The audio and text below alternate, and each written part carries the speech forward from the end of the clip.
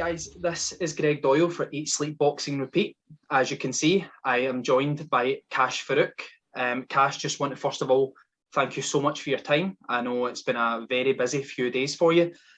Just want to find out, first of all, how are you? Yeah, I'm good. I'm just things are starting to get obviously easier, but boxing still on my mind every day. I'm thinking about it every time I wake up in the morning and everything. Every night I think about it. So, but yeah, you'll get over it as time goes on. You know what I mean? Yeah, of course, of course. Again, thank you so much for giving us your time. What I'd just like to ask you, first of all, is I know that it's been an emotional few days for you. Can you just tell me a little bit about how you took the news and when you got the news? I knew about it roughly over a month ago. Well, just about a month ago, and obviously announced it just a couple last week, and what I mean, so public knew, but obviously I took it heavy when I go announced obviously I had to retire from the doctors, and I didn't take it easy at the beginning, but I kept myself training, what I mean, and moving about and doing things, and but obviously I'm still in my mind, but it's like I still want to box, and but moving forward to see health comes first. I mean, I can't afford to risk my health in boxing. I mean, Of course. Is that why you maybe waited a month before you disclosed it to everyone? Was it a mixture between taking the news yourself, but also getting other opinions from other doctors before you decided, right, this is the time to tell everyone? no, well, I knew a month ago that doctors. I did take a few opinions. I knew back in obviously November and end of November. We took a few weeks, and it was the beginning of December. That's when we roughly knew. I mean, I'm not gonna box again. And after that, obviously, I was like, I wait till Christmas, New Year gets out the way, then I'll just get it out there. I mean, and obviously my birthday was the 3rd of January, so I was like, yeah, once that's out the way, then I'll get it out there. That's officially done. I mean, but I knew way back in the beginning of December. Obviously I wasn't gonna box again. How did your family take the news, your family and friends? Yeah, obviously, to be honest, my mom and my wee brother took it really emotionally. They took it really heavy, and friends they were shocked as anybody. My friends, close friends, really close friends, and they couldn't believe it. And they were in shock because everybody sees me as a fighter. They don't see me as anything else, so they were in shock. A lot of people are, what I mean, and I expect this time to come, but didn't expect this come this early in my career. If you know what I mean. Yeah. I knew the time will come, but I didn't expect this come this early in my career. Yeah, especially at 26 years old. It's a cruel sport at times. No, I can imagine Craig Dixon, your trainer, and Ian Wilson. I can imagine they took it really bad because you were their boy. I could see it in their eyes that you were the one for them. So how did they take it? As bad as you can imagine? Yeah, obviously, and I've been with them right at the beginning of my career, and they've built me up. Craig and Ian, I've signed with them, and Craig's I came turned professional with Craig, and I used my trainer at the time, and and so it's difficult because see when you get to a stage of your career in Scotland, especially up in Scotland, it's very difficult to get to that stage in your life and boxing as well, and you were there, what I mean, and that gets taken away, obviously, because just out your hands, and obviously my manager was disappointment as well because he's built me up from the beginning of my career, and yeah, I've just it's really disappointment. No one's seen it coming, and it's just need to move on from it. Yeah, of course. Now, Cash, did you prepare for life after boxing, or did you think that this, although you know this day was going to come, you didn't think it was going to come so soon? Did you have a plan for after boxing when you stopped? Is it something that you thought about? No, I never really, not at this age, to be honest. But I always knew it's gonna come, and I was gonna get my hand. But see, at the moment in time, I'm ready to retrain myself and do anything I can to get back out there. I mean, whether it's this or that, and I'm always very open minded to do anything. So I'm no like I'm not gonna do this, I'm not gonna that. Anything comes our way, I'm willing to learn again and pick up things. Yeah, absolutely. Now, I don't want to make it all doom and gloom, Cash, because I know you've spoken to Yeah, so many people. I want this to be a little bit different because I want this to go out there, people to see it yeah, and learn more about you, because I obviously know some of your next steps, which we'll come to later in the interview, but yeah. I want to look at things that maybe people don't know. So, for example, is it correct that you came to Scotland when you were 6 years old? Is that right? Yeah, 6 or 5, I think. 5 or Yeah. 6, okay. And when you first started going to boxing, you had to travel for about an hour and 15 minutes. And was it 2 buses to get to the gym? Yeah, see, what do you call that? When I started boxing, it was the gym was 5-10 minutes on the road. That shut down. So, and the trainer that was training me told me to go as older trainer, and that was way up in Chelsea. So that used to be an hour and a bit every day after school. And I used to run home and take the bus, and and there was an hour back home, an hour there, and I'd done that for a couple of years. And but no one, I was that I wanted to be a boxer, and that's what I wanted to do, and that's why I kept doing it. Yeah. What club were you at as an amateur? Did you change clubs, or were you the one the whole time? First it was Glasgow West, obviously it's not affiliated anymore, and the next was Glasgow East up in Chelsea, and obviously some clubs are gone now, but they were only around for a wee bit, to be honest, and that was it. Do you know roughly how many amateur fights you had? I think I had about 49, and I won about 38 and lost 11, so I was decent. I represented Scotland a good few times, I mean, the British, I went to Europeans, and I had a good amateur scout, but it was nothing great. It was good. Yeah, it's funny you say that, because I remember you. I didn't really see you when I was in the amateurs myself, but as I was stopping, I used to keep an eye on it, and I used to see your name. Were you round about, was it about 52 or 56 kilos you were? I was 56 kilo, yeah, 56. I thought that. Now, see, in your amateur career, who would you say is probably the best fighter that you fought? I'd probably say Peter McGrail. If the boy Peter McGrail? Yeah, I boxed him in the British. There's a youth, and he went on to win everything that year. The world bronze medal, Olympic gold, the youth, and so yeah. To be honest, that year was the year the British team went to the World Championships, and he got selected. I got the final. I beat the Welsh boy, and I got the final. He beat me, so I'll probably say he's probably the best fighter I've boxed. That's interesting. I thought I knew a lot about you, but I had no idea you fought Peter Mm. McGrail. That's really, really cool, man. Right, so you're turning pro now, Kash. Yeah. Whose idea was it to turn pro? Was it you, or was it one of your trainers, etc.? Because obviously there needed to be a hookup with Craig Dixon at some point. Yeah, it was actually Craig Dockery. I met him at my old trainer's funeral.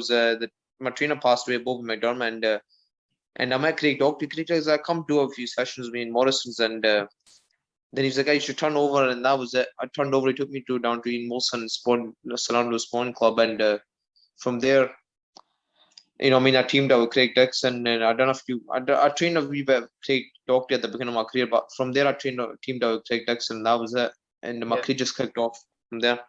Yeah, that's awesome. And so you've turned pro. I think personally, I think I was at about 4 of your fights. I was at Ian Butcher, who a lot of people don't realise this, but Ian Butcher was a fantastic amateur. He was top rated in the world for his age group when he was younger, because we were around about the same time. I was at Kyle Williams, I was at Dwayne Winters, and I was also at Lee McGregor. I think it was after Kyle Williams, I interviewed you for the first time. Yeah, that's right. Yeah, I know. I still watch it. It's pretty surreal looking back on it sometimes, but it's something I was really proud of at the time, which shows how much I think of you as a person. But thanks. At any time. But what would you say was your proudest moment as a professional? Would it be winning the British? I'd probably say so. Yeah, that's probably the proudest moment of my career, and the way I done it as well, that made me even more. I went out there because I think when BBC they made a thing of it, highlight, and it got a lot of views, and it was great. That kicked my career off. Yeah. In the British scene, and I just started that. From there, I kicked on. I defended the British title within a few months, and I just kept on kicking off and kicking off. It was up and up and up, and even after McGregor's fight, my career was still going up. I got up good compliments even after McGregor's fight, even though I got beat. I still got good praises from people, and my career was just on the way up and up. And obviously, I was meant to have a great, end of the year. I was meant to go up to Vegas in December as well to box at Davinian's undercard just there, and wow. And Lee McGregor's fight, everything was set. Lee McGregor's fight was set as well. I signed a contract, and the money was great. Everything was great, and to be honest, I had everything there. You know what I mean? And everything fell apart. But you know what? I'm still grateful for the career I had. Cash, everything happens for a reason. I'm a very big believer in that saying. Everything happens. Maybe this door was closed to open up an even bigger and better one to you. It'll not feel like that right now, But Yeah, let's look at 5 years down the line and see what you're doing then, and then we can judge it based on that. 100%. Now, I remember I turned on the TV and I seen you stopping Jamie. Was it Jamie Wilson? You stopped him in the first round. Was that to win? Yeah, the the British? first one. Yeah, that's right.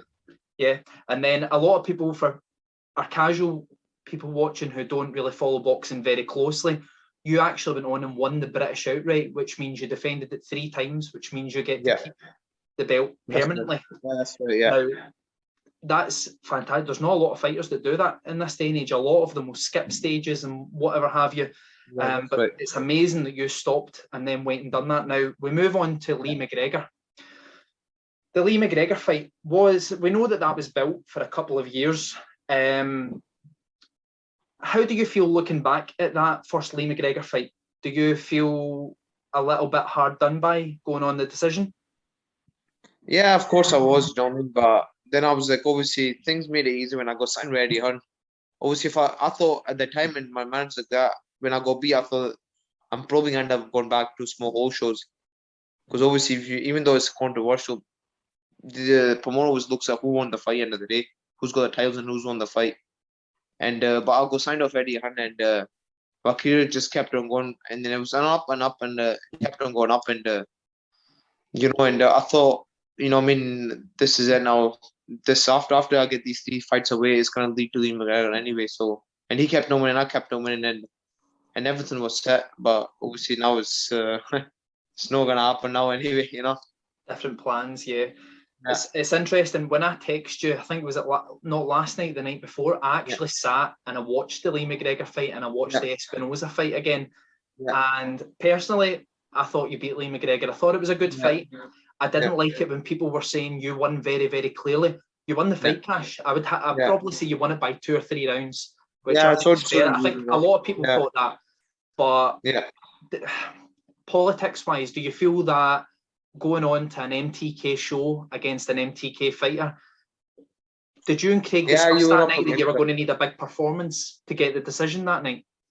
Yeah, you're up against it, I mean, and obviously the money was good. They were offering us to box on it, so I couldn't turn it down. And it was the highest probably payday of my career, and it was a big fight as well. It wasn't that it was a big fight, and obviously they mandated Lee McGregor to defend the British title as well. So,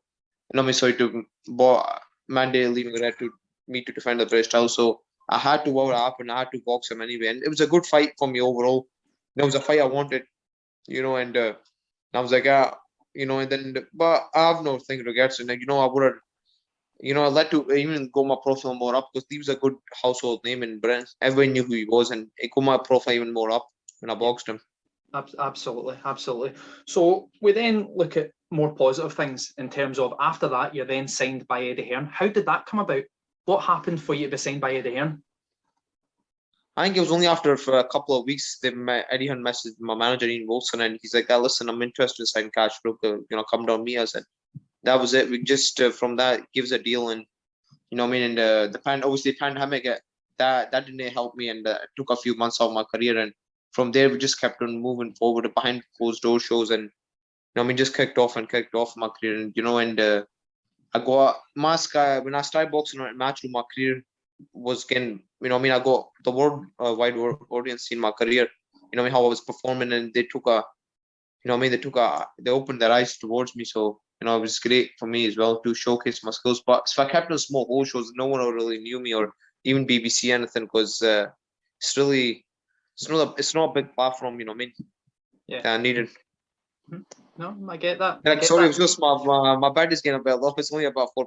So that's all right. I'm nearly finished with you, Cash. I've got nearly everything that I wanted from you.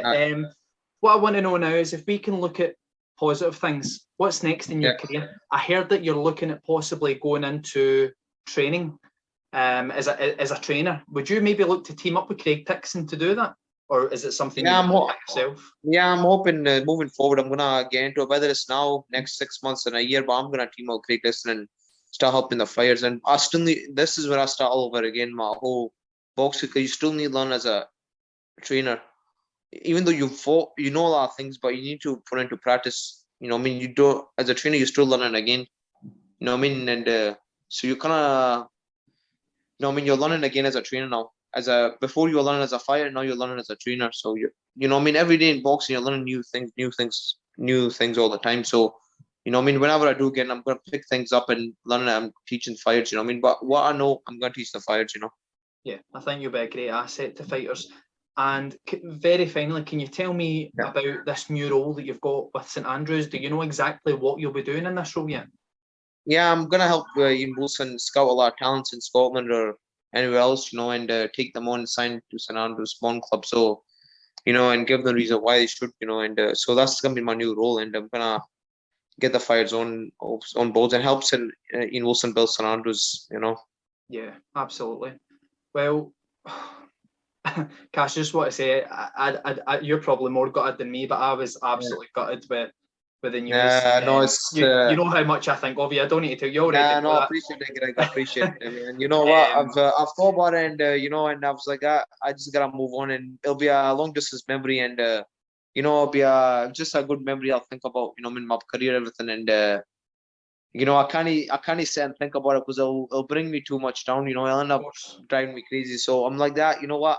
Let's move on, and something in my life will come, and I'll take over, and it will replace the love I had for boxing. So, you know, that's what I'm waiting for in the next chapter of my life. Something to come and replace boxing that I love. You know, I mean, whether it's training a fight or something else. You know. Yeah, that sums you up as completely. Cash as a person. That's everything that I tell everyone. Appreciate it. Positive. Appreciate You it. look ahead, and you Yeah. know I've no doubt you're going to be a success. I know you'll be a No, I success. appreciate it, Greg. You will, Appreciate you it, will. man. And you know what? From day dot, I just want to say thank you so much for giving me all No your problem, time. Greg. And I look forward to building a new relationship with you in your new From role. Greg. And Okay, we'll thanks, so catch up Greg. again soon. Okay, mate, Yeah. too, Greg. You take care, mate. Thank you so Okay, much bye for bye. your time, Cash. You take Okay, care. bye bye, Thank Greg. you. Bye bye, mate. Bye bye.